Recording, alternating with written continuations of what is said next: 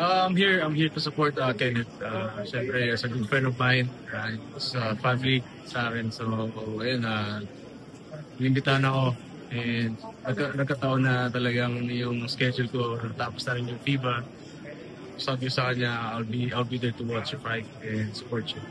Nabanggit mo dati may boxing gym ka, support ka ng fighters. Gaano ba important mag-support sa mga young boxers like si Kenneth? Siyempre, sobrang una-una, masaya. Siyempre, nakita natin na halos lahat sila pinapano nila yung footsteps ni Manny.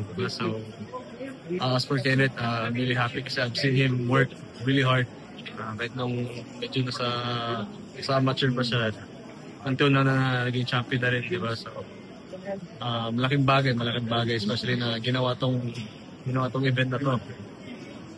Not only Kenneth will fight, diba, sa mga ibang mga Pinoy din natin. So, malaking bagay ito para sa akin talaga.